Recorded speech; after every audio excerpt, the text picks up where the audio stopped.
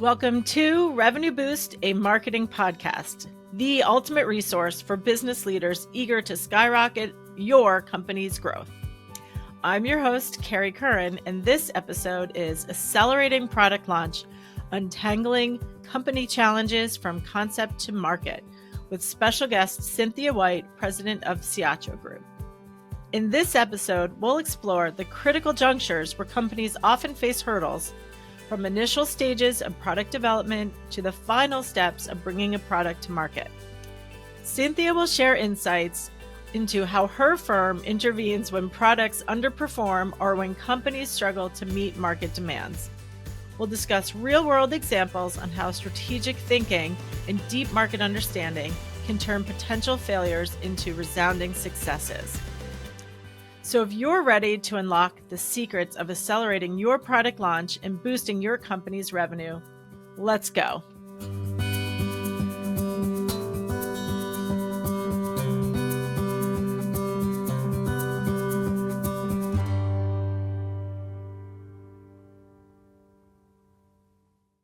And welcome, Cynthia. I'd love for you to introduce yourself and tell us a bit about yourself and your company. Sure, thank you so much. I'm Cynthia White. I am president of Ciatro Group. We are a management consulting anthropology firm, and our specialty has been helping companies understand the people that matter most to them, whether it be customers, employees, or supply chain partners, and figuring out what that means to their strategy, service, experience, product, financial strategy, sort of playing the middle between the market or the humans and the business to make sure both the company and the people get more value out of it.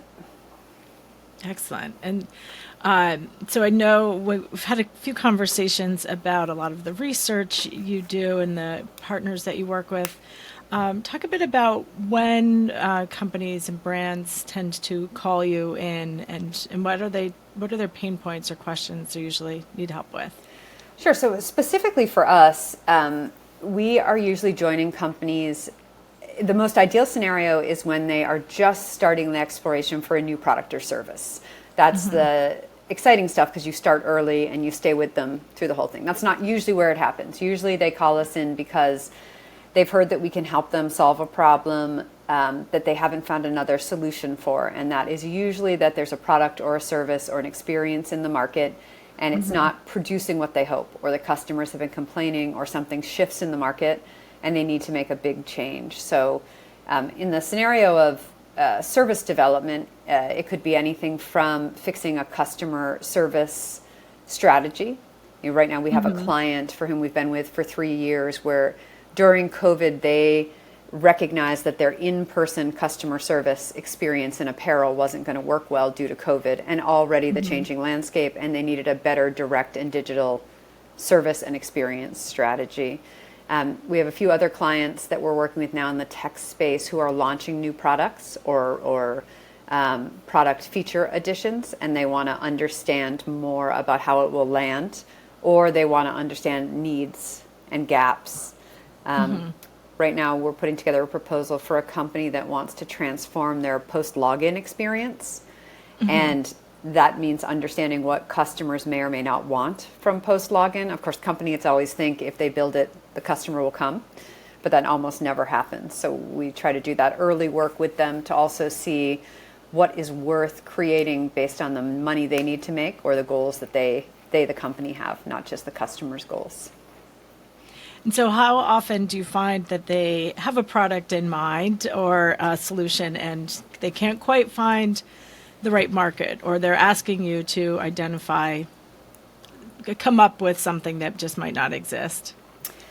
I would say over the last 3 decades, it's transformed to be less about early research and needs development and more about get this thing to market and we have an idea of what will happen. And that's a reality of what's been happening even more so than COVID and even more so in the tech space, especially software. There's a lot more, our smart people have an idea, or we have this addition to our tech that our capacity allows us to do. We're going to make it go find someone that it's for. And that is a challenge. Sometimes we do go to market work But typically what they're actually asking is before go to market.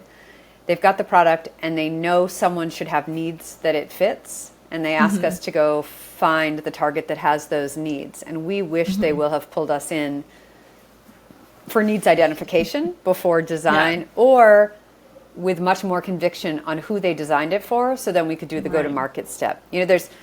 I think you and I have been talking as we prepared for this about different language in this space. Just this morning we were talking about audience targeting versus customer needs versus market needs. And there are many different points in product or service development or campaign development or a product relaunch where you need information about the market. And each level of information is different during each stage. And typically when you already have a product fully baked, or a service, we'll just use product, but we mean services or experiences too. When you have that fully baked, you're ready to say to someone, okay, go make some campaigns or go launch this. And that's a really great place for tactical go-to-market. We're going to test this. We're going to test marketing language. And then way up in the front, this sort of fuzzy front end of innovation or product development is where we do more platform work or strategy work to understand who is this actually for, or what needs are in the market that would lead to something that you'd be capable of making. And then there's all this stuff in the middle. The worst case scenario that happens a lot is when someone comes to us or any other consultant and they say, I have a concept. Can you go test this concept? The concept is this glass case. Can you go test it and tell me the response to it? And if we come back with bad responses, they say, well, no, the responses are supposed to be good. So we often say, well, let me see the research that led you to this glass case. And they say, oh, there isn't any. And that's where we're sort of stuck in this loop. When it comes to like a feature change or an additional product, that can be okay because you've already done all the work ahead of time. But if no one did the work to know why this was important, except that you had a hunch, what we often tell companies is that if you had a hunch to make something, but you don't know who the needs are, you better be ready to invest a lot in marketing and thought leadership, because you're going to have to create a market. And we just had to have this conversation last week. We tested a concept that was fine. The clients would accept it, but they didn't think it had enough. It was too much risk for what it was worth. So it would probably fall flat, but it wouldn't kill anything. And our advice was, if you think it's important, then you better invest in the thought leadership to create this foundation that it's going to land on. Because otherwise, the market's not excited about it, and you're about to put development dollars to it. Yeah. It's so interesting because I often remind brands or companies that, why would you create a product or solution if you're not going to invest in marketing it and create and matching that customer with the need and convincing them they need your product. And your deeper side of it is you're creating products before you've identified the customer and what that need is going to be. And it all reiterates the need to pull in this kind of strategic thinking earlier on. And, and you were talking about different ways to build market research and build awareness and thought leadership for your product. And that all ties back to having that more comprehensive strategy of something meeting the customer's need and then making sure they're aware of it and that demand and that you have the solution for them. We see the opposite too. We work on products or feature changes, especially on websites or digital tools. We work on any kind of product, but specifically when it comes to a digital change, we'll often see a company overinvest in research on what is a table stakes like digital feature, like sorting or customizing. And of course, we'll do the work with you, but we wish you were investing in something bigger, because this customizing is going to pass. People are going to want it, but that's just something that you don't have to market, right? We wish that companies would decide early on whether they're about to make a tiny incremental change or they're about to make a significant change. And if they're about to make a significant change or launch a significant innovation, then they have to be running the business case along at the same time as product development.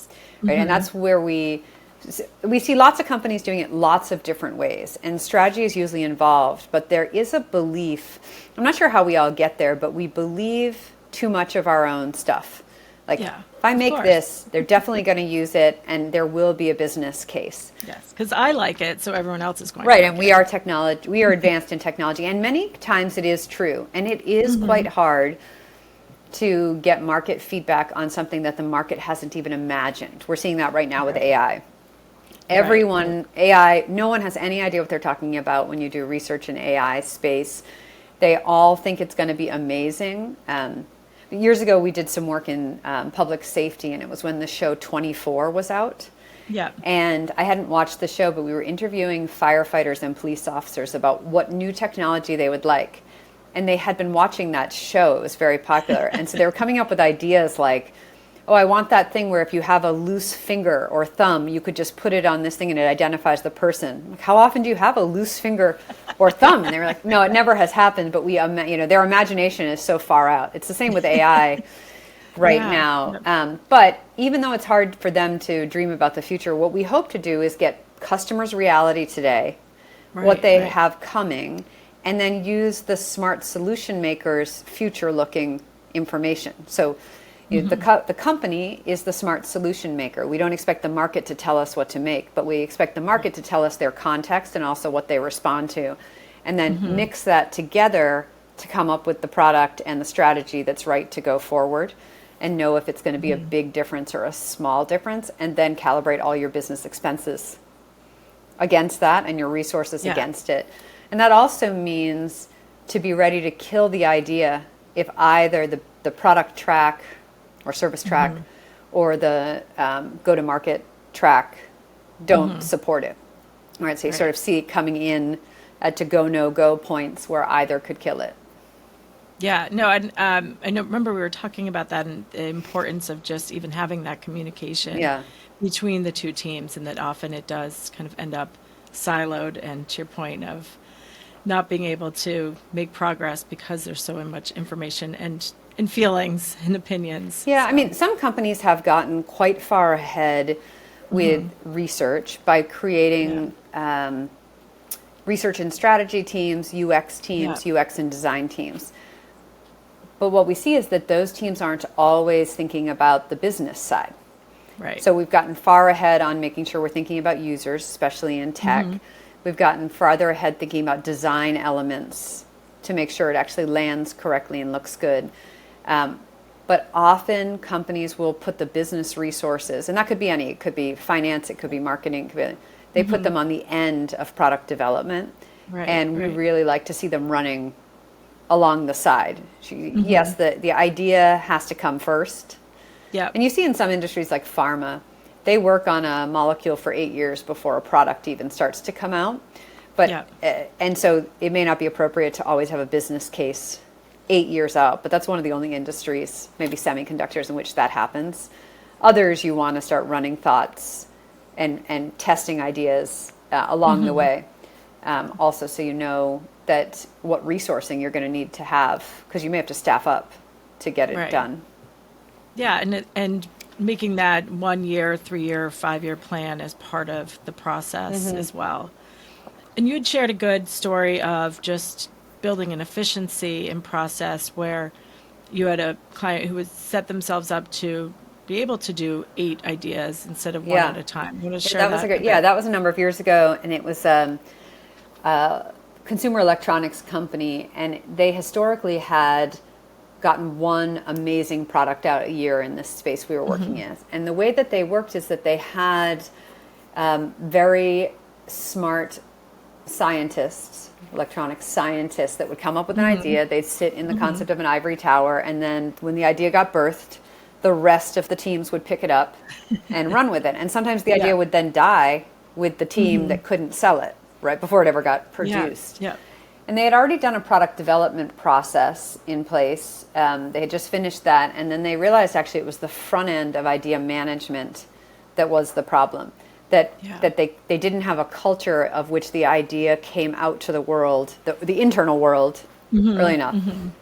So they had us build an idea management system that ran a gating structure with tech or R&D and business running at the same time. Now, if the business track was feeling more negative about it than the R&D track, it didn't necessarily kill the idea at that gate.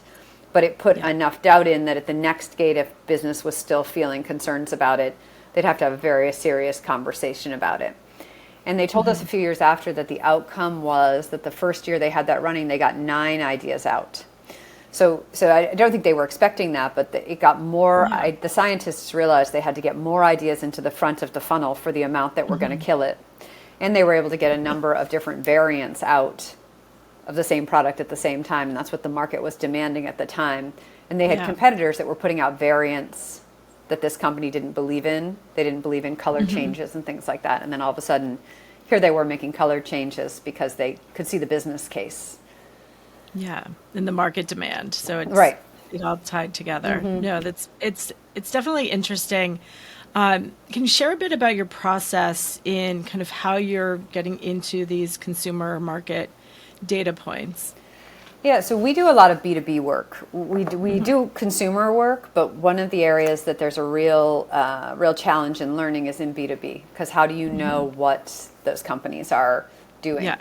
But in either case, from a research point of view, we use qualitative interviews, we use some ethnographic out in the field work, we use a lot of digital tools, and then we have a few quantitative partners where we'll do survey work and other kind of work, some panels and things like that.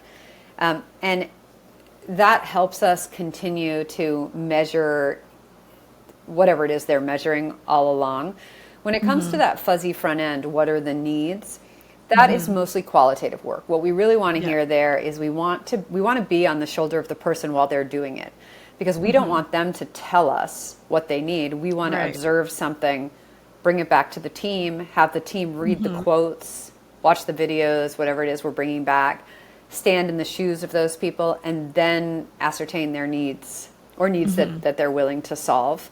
We also use a lot of work that might be secondary or produced by somebody else to understand. There's no need to do rework if you don't have it. You know, there's some industries in which there's great data, like in supermarkets. The data you can just buy IIR data.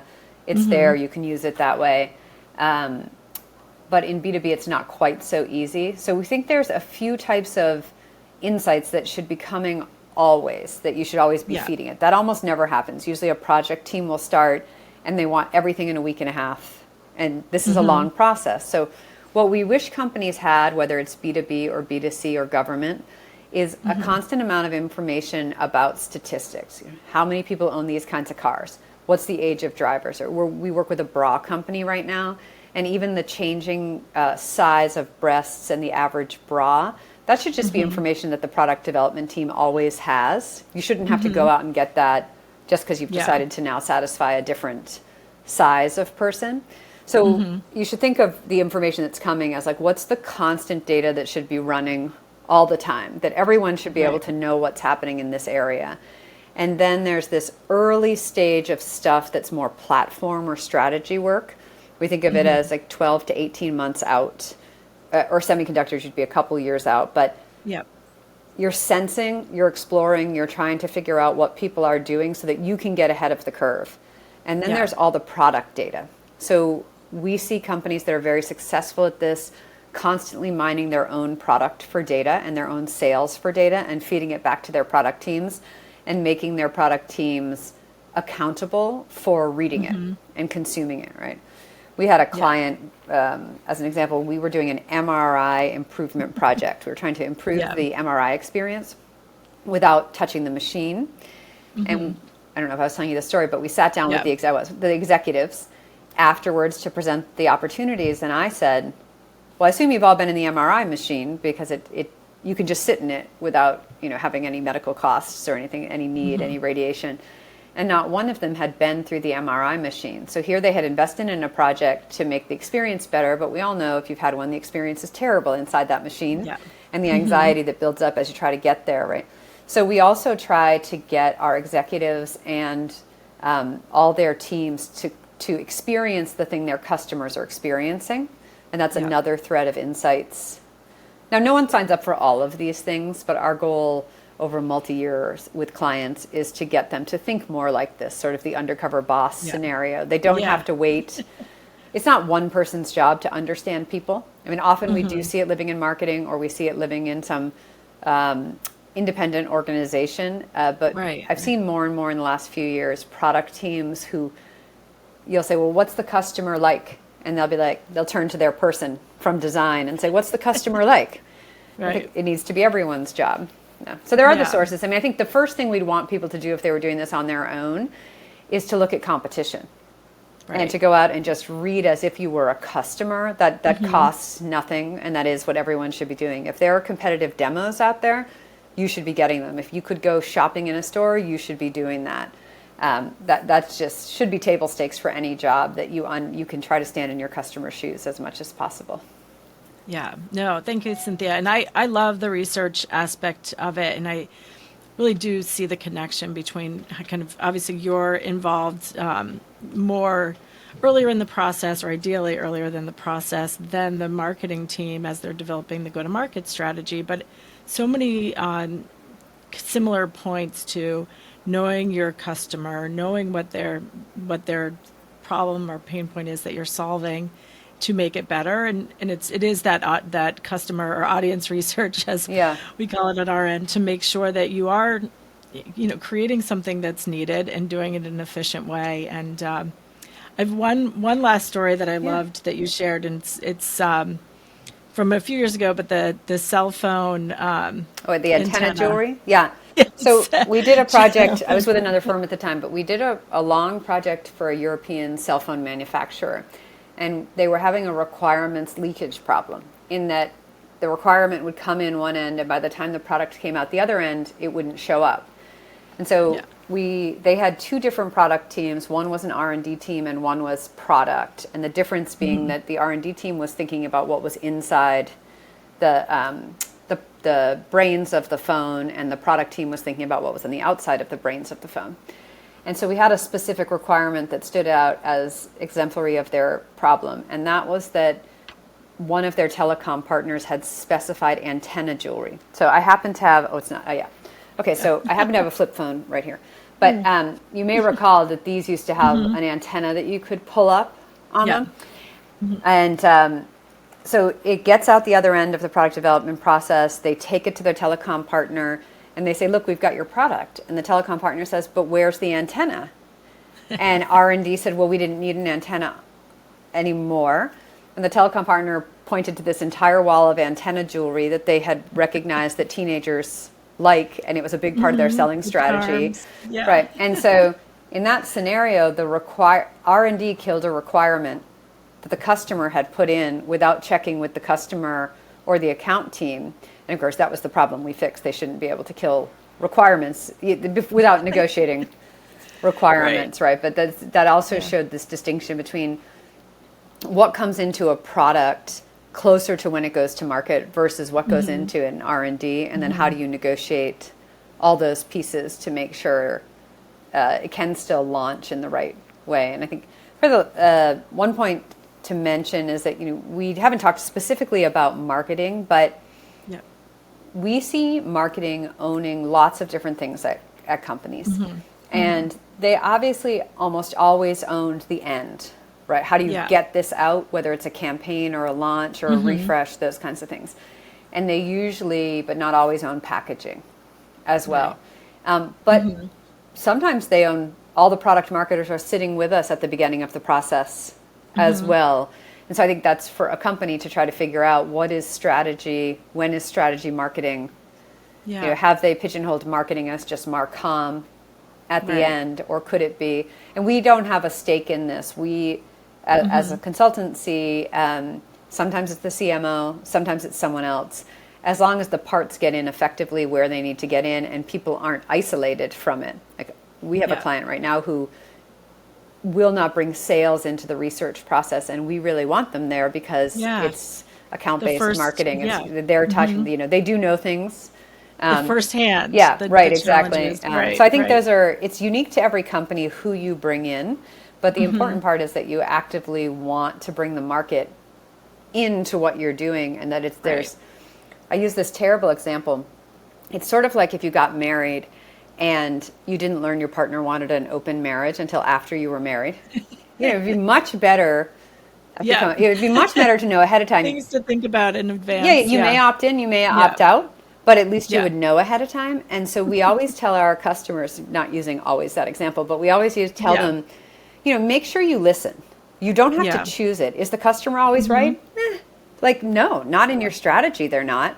But if you don't hear them, then they you can't. want them to buy. Yeah, you need to decide. input. And if you decide to go against what the market is telling you it needs, then be ready with your dollars to convince the market that they do need it. All right. Yeah. No, and I think that's exactly right. And, that does tie it all back together. And that would be my recommendation for any company. It's, make sure you're doing the research early. Like you said, don't bring us in after you have the product and you're trying to fit that square peg into the round hole. But I think you're bringing marketing to your point. It's like whether they're observers or just informed or actually part of the bringing the market data or the audience data into that conversation. So and I think we see the other end too, so we shouldn't leave that off. We see many companies who are not looping the market response data from marketing back into campaign data. So we work on that end too. And if you don't close that loop, then you just keep doing the same bad campaign. The campaign is simply a product of a different sort. So if you don't, and that's what's so great about digital marketing is that data is out there for you to see what's happening. You can and optimize. Then, you can loop that back, and you can loop it back to digital products quite easily, more than you can physical products. Yeah. So that's quite good too. It's all, and again, it's important to look at the data, to incorporate the data, and break down the silos between the teams as well. So and that leans on tech companies need to make it a lot easier for this data to flow. Like, we shouldn't just blame marketers. This data is not connecting where it should connect very easily, right? Like, we probably did 2,000 interviews last year, and it's real hard to mine that data. There are ways, but it's not super easy. Right. So it's not only to blame companies for being a little less organized. Yeah, and it goes back to some of the points you made earlier about having a culture of collaboration and communication and making sure everyone's sharing the information they have. So this was super informative. Thank you, Cynthia. I love the side of the business that you're into, and so thank you for sharing it. Absolutely, thanks for having me. Insight. Great. Well, thank you, and hopefully we'll have you on again. That would be great. All right, take care. I'm Carrie Curran, and this is Revenue Boost, a marketing podcast. I hope you've enjoyed this episode. Stay tuned for our next episode, Breaking Through the Clutter, the power of creativity in marketing for business growth. And be sure to subscribe to Revenue Boost, a marketing podcast, for more ways to skyrocket your company's growth.